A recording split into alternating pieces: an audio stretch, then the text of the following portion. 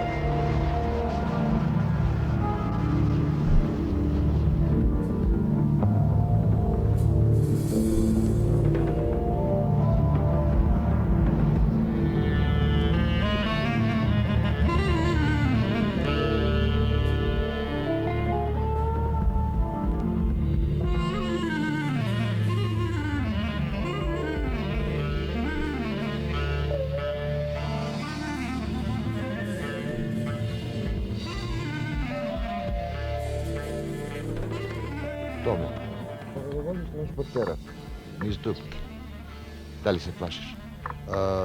Кога возам транспортерот, тогаш неам ни страв, ни па трема.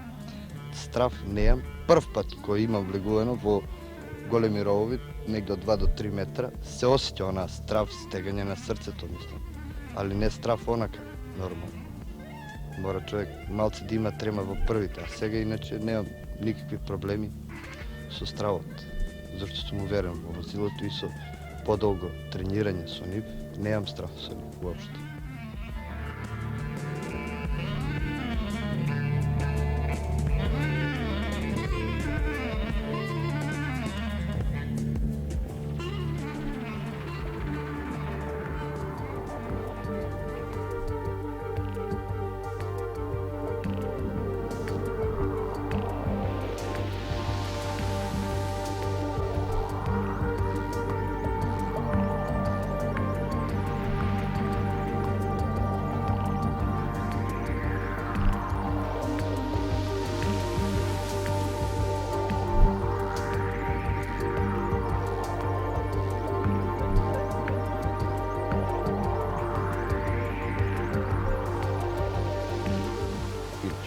Како се чувствува милиционерот кој што добил задача да провали врата и да не онеспособи убиец, например?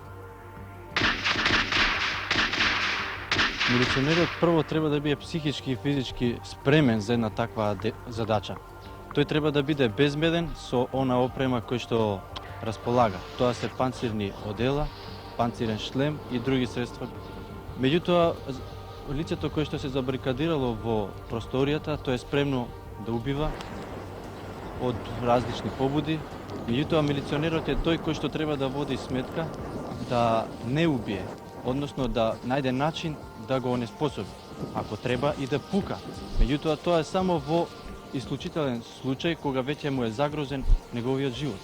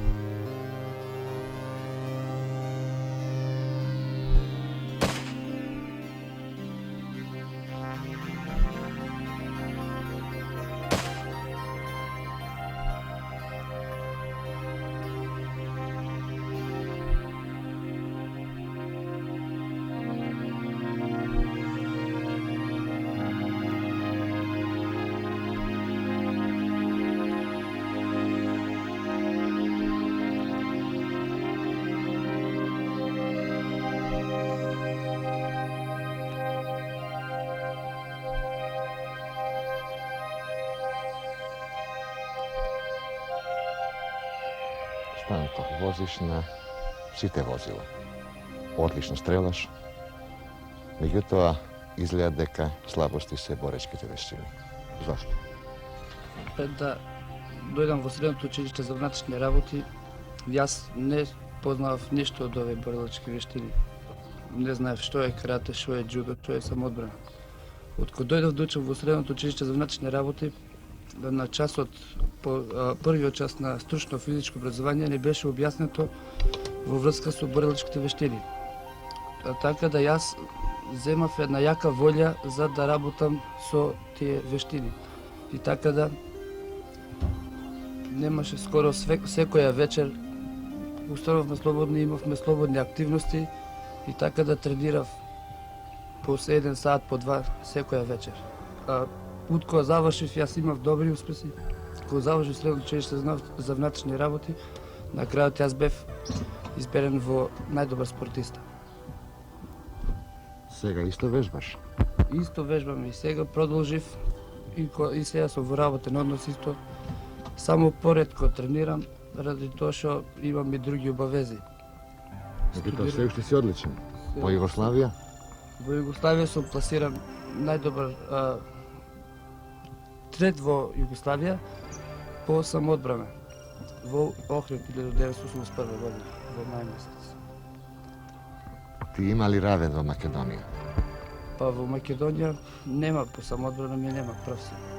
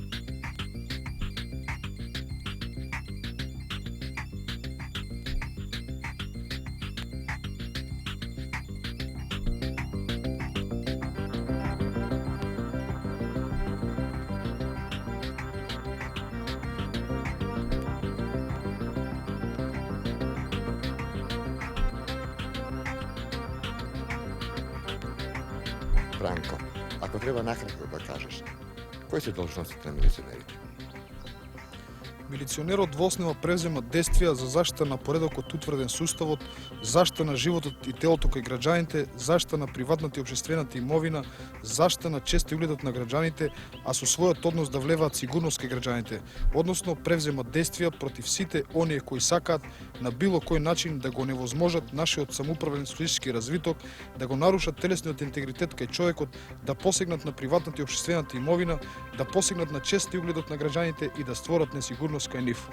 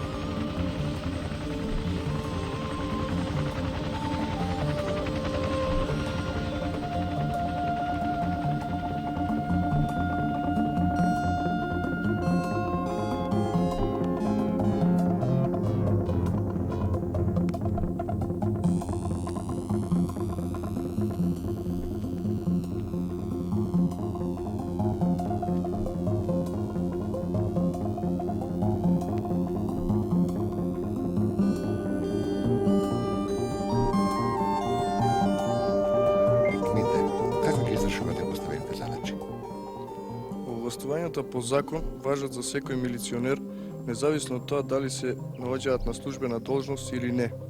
За најефикасно применување на овластувањата, ние секојдневно се припремаме преку практични вежби. Во дадена ситуација, милиционерот сам одлучува кои мерки врз основа на законот ќе ги превземе: опомена, физичка сила, гумена палка или огнено оружје, но секогаш го избира најхуманото овластување.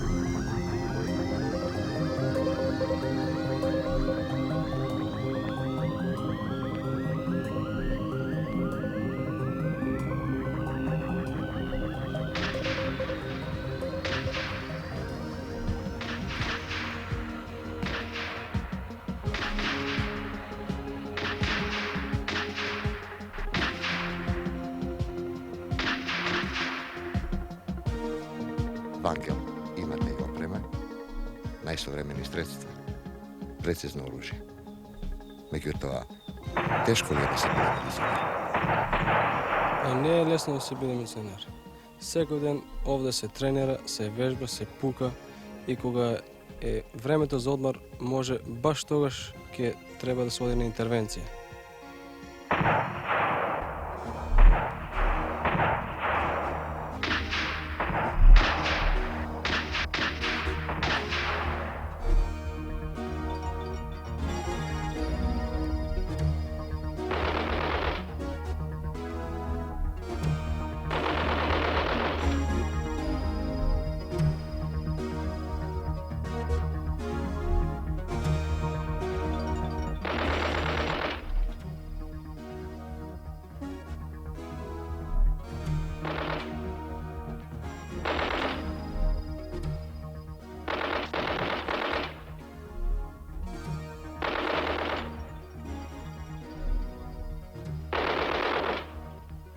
Сонја, што значи си девојка на милиционер?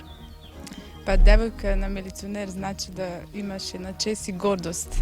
Тоа значи многу, да кажем, воопшто. Сепак ти, например, ако имаш закажено состанок и ако во случај тоа да не дојде, да сватиш неговата улога и неговата работна положба што има и какви задачи пред се извршува, и сепак да чекаш и на крај ако не дојде пак сепак да мислиш на идни негови состаноци кога ќе закажи.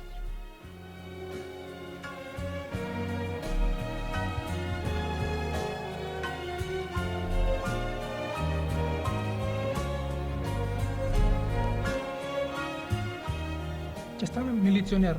Подобро речено, сите ние, учениците од Средното училиште за внатрешни работи Елисије Поповски Марко.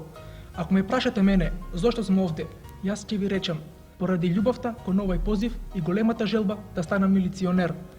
Љубовта се роди уште пред да се определам за мојот иден животен позив, додека моите другари, гледајќи го Пижон, посакува да и тие еден ден станат фудбалери, слушајќи го Чолич да станат пејачи, јас ја засакав сивата униформа.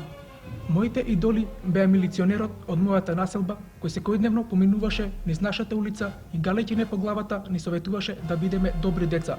Милиционерот од градот, кој облечен во бело стоеше на раскрсницата и со рацете даваше разни знаци. Ќе станеме милиционери, свесни за својата задача и одговорност, а затоа ќе мораме одлично да ја познаваме теоретската област, да бидеме одлични џудисти и каратисти, да скокаме од најразлични височини и пред се да бидеме добри стрелци. Велам добри стрелци, затоа што милиционерот е и ќе биде секогаш на првата огнена линија. Тој треба прв да му се спротистави на криминалецот, силеџијата, манијакот, убиецот и другите деликвенти, кои без размислување и убиваат. Тоа се кукавици, луѓе од другата страна на законот, а со тоа и на разумот. Милиционерот таквите луѓе треба да ги оневозможи во извршувањето на своите гнасни дела и да ги предаде на судот. Ние имаме знаење, опрема, оружје и тие луѓе треба живи да ги приведеме и кон нив човечки да постапуваме, затоа што тие се сепак луѓе.